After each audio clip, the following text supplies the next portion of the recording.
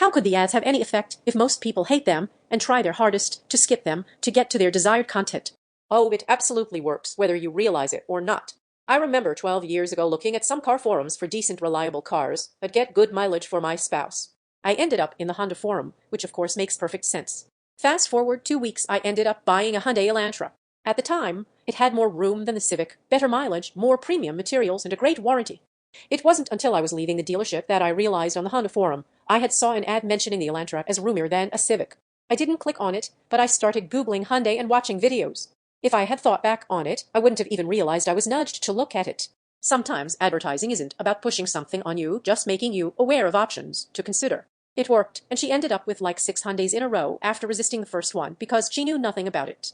We don't have any Hyundais anymore and no skin in the game. Just funny how a little banner ad led to years of car purchases.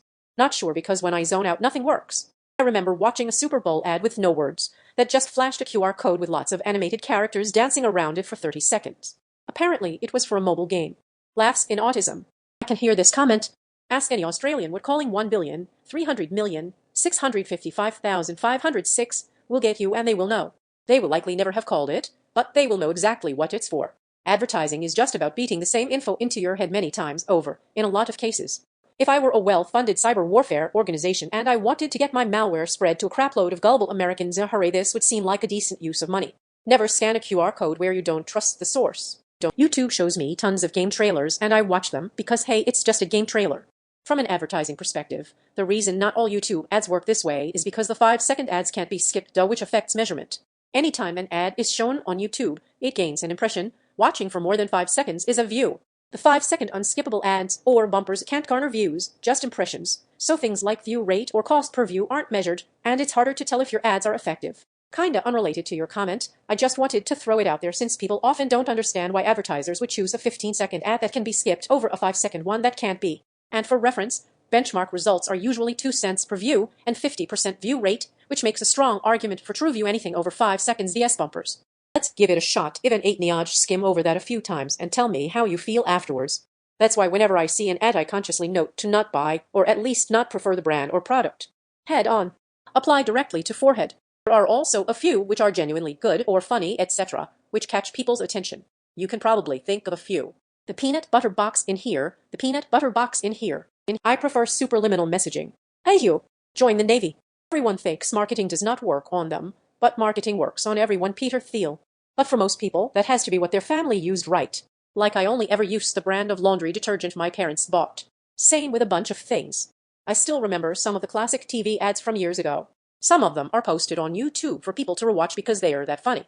If I remember the ads on YouTube at all, it's only to make me swear I'll never ever buy their product because what they do is not so much advertising as aversion therapy. They are paying to condition people to hate them. Whenever I'm buying something expensive, I'll buy it on the basis of knowledge. No ad is changing that. Although I think when it comes to small stuff, I think influence matters. I didn't buy my first Red Bull because of the ads. Actually, I didn't even want to buy a Red Bull ever. I saw Monster on a ton of gaming stuff, and I always wanted to try it but couldn't find it. Red Bull was the next best thing. I think ads can certainly not work on some people, but they don't have to. If they work on a few people, they can influence others into buying it. YouTube ads are micro-annoyances. They are like someone tapping you on the arm, again and again and again. They are meant to make it so you are more likely to purchase the product when you're shopping. When they are the more expensive option, they can shove their ads up their ass. I ain't buying it. 10/10. The ducking stupid Sonic ads on YouTube that literally just say MMMM, Sonic are so ducking stupid. Doesn't matter if I remember it or not, I buy stick based on price. The Jesus ads are pretty obnoxious. Can't block them, can't hide them, but I can report them. They definitely have an effect, but not sure it is the one the Jesus ad people want. Truly has a 0% chance of happening. Me finding all the copy and paste to never get a girlfriend jokes on this post funny. I once asked a physics teacher this question. How I regretted it. He spent 10 lectures on the subject, proving that everything has a chance, that 0% chance does not exist. Randomly starting peeing olive oil. What's something odd you find attractive? You sort by new you get plenty of completely normal traits. It's like you didn't even read the question. A girl with a good sense of humor, how is that a weird thing to be attracted to? There's a girl I really like, but I have no intention of asking her out. Instead, I use her to help me pass bowel movements. When I sit on the toilet, I write her a text asking her out, but I never send it. Thing is, every time I start typing, I get so ducking nervous that I feel the need to stick myself. Luckily, I'm already on the toilet, so it works out in my favor. She is the only reason I'm not constipated 24/7, and I can't have it any other way. People who are able to sit in silence comfortably, that don't feel the need to always fill the void with chatter. Don't get me wrong, I love a good conversation, but not everything needs to be said. Looking tired. If she works in a bookstore, her attractiveness level triples. I can't explain it. A girl has a special interest, and you bring it up without realizing it, and she goes on like a 2-hour info dump telling you every reason why she likes Yorks or something. I just like hearing people talk about things they love. When a girl is really focused on something and then she puts her hair in a ponytail to get to some next level hyper-focus. I like fat, hairy, older men. I just want to cuddle them and run my fingers through their chest hair. I have been this way since I was a teenager. I may have daddy issues. Pointed canines. Girl with messy hair. Nerds. All the men I've dated and my husband have all been nerds. Edited to add, and I'm not a nerd, in the traditional sense I guess lol. A girl who's kind to everyone, but is just a little bit mean just to me man.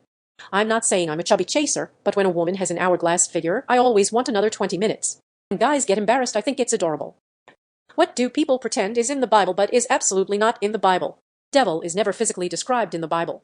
The popular image of him is adapted from various Greek and Roman mythological figures, like Pan. I used to work with a young evangelical lady who told me about an adult Sunday school teacher who challenged them to prove they knew the Bible by finding the verse, God helps those who help themselves. The next half hour was all frantic concentration and frustration. For those who don't know, that phrase is not in the Bible. It is also thematically incompatible with the Bible. The Bible explicitly states the devil lives on earth, not in hell. John 1:7, John 5:19, John 14:30, John 12:31, Revelation 12:9, Matthew 4:8-9. 3 wise men in the nativity story. There are 3 gifts, but the number of men is not specified. The 7 deadly sins. That the forbidden fruit in the Garden of Eden was an apple. The number of wise men that saw Jesus in the manger. Satan, or the devil, is in hell like the boss of hell. What? He's on earth in the Bible, and hell/pit of fire is created for him in the end. The snake that tempted Eve wasn't necessarily Satan. People making fun of Noah when building the boat, and then begging him to let them on the boat when it started raining was not in the Bible. It is in the Quran, though. But is something a person should know before getting in a relationship. Going to be good days and going to be bad days. Stick with it. What's one thing you will never tolerate? Disrespect in any form. Tolerance makes it more and more extreme. People calling Asians ching-chongs in a serious manner. What's the worst possible reply to I'm pregnant? Someone asked me, so you just decided to keep it and see if it works out? My sister told my parents she was pregnant. She had been married for a couple of years at this point. My dad said, what do you go and do that for? My mom started to cry and said, why are you trying to make me seem so old? I thought you were just getting fat. Sounds like a you problem. Are you sure it's yours? My wife is not gonna like this. Edit. Thank you for my first award. I'll cherish it always. How my coworker's boyfriend responded. Oh, makes sense. You're a bit more of a grunt than usual lately. Hi pregnant, I'm dad. Okay, hey, I'm gonna go grab some milk. Noah, you finally got 2 brain cells. Not for long. Good luck with that one. Do yourself a favor and flush it out. I hope you terminate it because you'd be the worst mother.